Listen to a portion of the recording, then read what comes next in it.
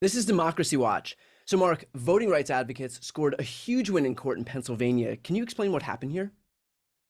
Yeah, so this Pennsylvania case is really, really important for two reasons. The first is, as vote by mail became more popular in Pennsylvania, you may remember we've had a whole bunch of ways that Republicans have tried to disqualify ballots. Remember the whole naked ballot thing, right? Where people were putting their ballots in the outer envelope without an inner envelope. Remember that? Naked ballots? Yeah. Yeah.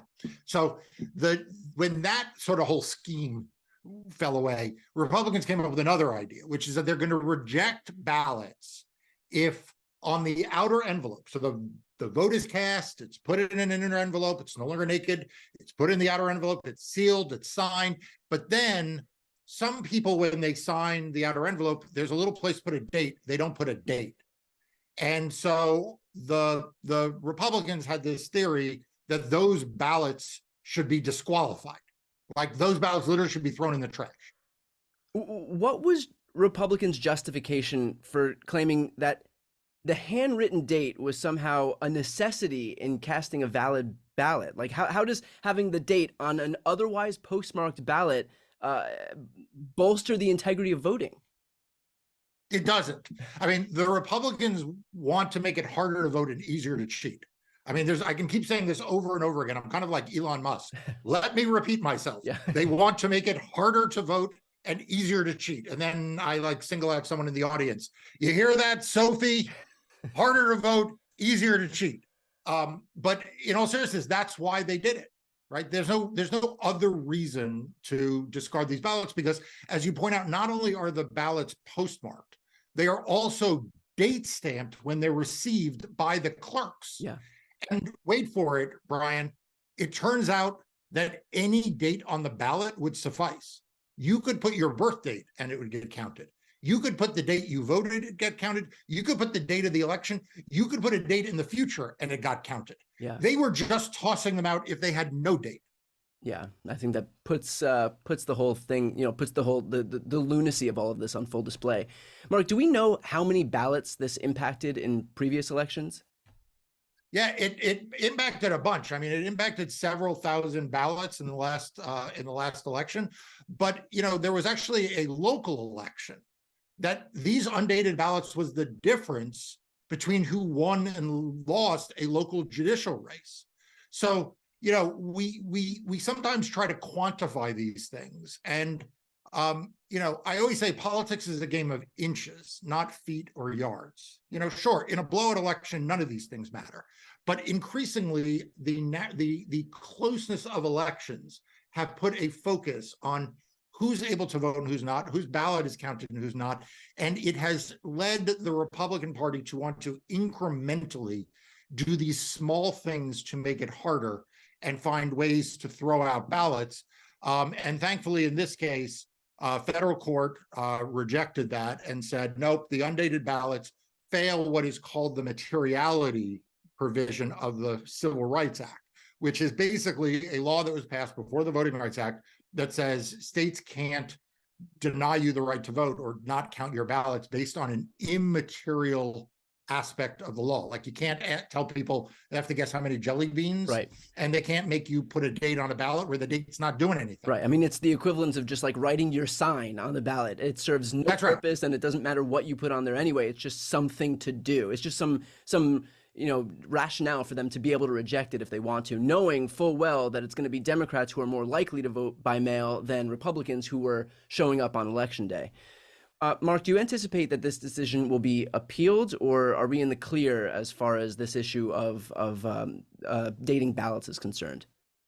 So I expect that Republicans will appeal. I mean, this is one of the great tragedies of American democracy, is the lengths to which we see conservative organizations and Republicans willing to try to undermine free and fair elections. But one of the other sort of ancillary parts of that is that there is not enough attention paid at what they are actually doing in these individual cases. So, I was just reading before we were recording this, yet another Republican strategist from Pennsylvania saying, we are We need to be more competitive in vote by mail in Pennsylvania, and that's why the RNC and the Republican Party of Pennsylvania are, emphasizing mail-in voting. At the same time, their lawyers are in court, and they're almost certainly going to appeal this. And so my challenge to them, which I've written about on Democracy Docket, my challenge to them is, if you want to turn a leaf and really be in favor of vote by mail, stop having your lawyers appeal these cases. Stop having your lawyers in court undermining the very thing that you say, RNC, you want to be doing. Yeah, and just a reminder for anybody out there, if you're not yet signed up for Democracy Docket, that's the free news outlet Marc founded to focus on everything voting in elections. It's the resource I use more than any other resource, so I'll put the link right here on the screen. Click that link and please make sure to sign up. Marc, can you discuss the implications now of having elected a 5-2 liberal majority on the Pennsylvania Supreme Court in that state in particular? It is so critical. I mean, the first thing to know is that it's a little bit of a misnomer to say that it's now a 5-2 liberal court. It is a 5-2 Democratic court, but, there was a real swing. There had been a swing in some of those Democratic justices. And so what this really means is that there is now a solidly pro-democracy court. That's not to criticize the prior composition of the court, but it is now a solidly pro-democracy, pro-voting court. And there really, if you go back and look at the 2020 election, last time we had a presidential election, there were more lawsuits in Pennsylvania than in any other state. And the vast majority of those lawsuits were in state court. So the state Supreme Court of Pennsylvania, I don't have this number at my fingertips, but the state Supreme Court in Pennsylvania was as busy as any other court in the country when it came to resolving these kinds of small disputes about which ballots get counted, which ballots don't get counted, what are the rules, how are things going to operate. And so there's been a lot of focus on Wisconsin and the importance of the Wisconsin Supreme Court changing, but there has not been enough focus on what it means now in Pennsylvania. And it is really, really a tremendous, tremendous benefit for the voters of that state. And do you think that new composition will now serve as something of a deterrent for these Republicans who may have otherwise felt that they could bring these claims, and that they might have had a good chance for them succeeding? Now looking at what's at the end of the road, do you think that'll serve as a deterrent for them? No, because look, that's fair. I mean, yeah.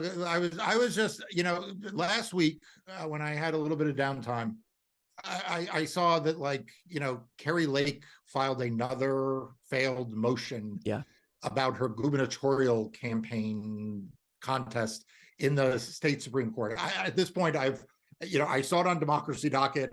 They posted it, and I just sort of was scratching my head about it. The whole Republican ethos is to brag about their efforts to undermine democracy, regardless of what the courts are. There was a bit of a Twitter back and forth between Democracy Docket and the RNC last week, because the RNC told the Washington Post that they're in 70 cases around the country. And Democracy Docket said, no, you're not actually in 70 cases, you're in a fraction of that. But why brag about being in more voter suppression cases than you're actually in, except that is what fuels their base. So no, I don't think it'll dissuade them, because they gain power. They believe they gain power even when they lose these lawsuits, even when they bring lawsuits that are not meritorious, because it's what their base wants. Yeah. Let's finish off with this. Have we seen similar fights in other states over whether officials can throw out absentee ballots with, immaterial provisions like the date that don't actually impact the validity or the integrity of the ballot?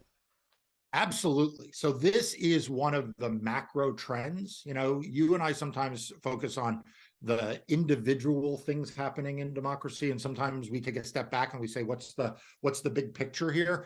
The big picture here is that Republican state legislatures have been imposing more and more immaterial requirements on casting votes in order to disenfranchise voters. So we saw in Georgia, as part of SB 202, that state's big voter suppression law, they put in place a law that required you to put your birthday on the outer envelope, right? So in Pennsylvania, you had a date the bid. There, you're going to put your birth date. Yeah. Now, my team and other lawyers sued and struck that down because how is putting your birth date on the outer envelope? I mean, the state knows your birth date. They know your birth date. It's on their voter registration form. Like, so that's an example. In Texas, and this got a lot of attention in the press, Texas required clerks to reject mail-in ballots and applications if it did not include the valid voter identification number. Now, I just ask you, like right now, I'm going to put you to the test. What's your voter identification number? Oh, you have any... don't have that on me right now. Correct, right? So people don't have that number. Right. I actually didn't know there was actually, I didn't even know there was one. I didn't know that was something that existed. Go find your voter registration card. I'm sure somewhere on, or whatever the county sent you when you registered to vote, I'm sure there was some number there. Now, these were things that were enacted by Texas, by Georgia recently in order to try to disqualify more ballots because they know that these ballots are overwhelmingly and disproportionately cast by Democrats.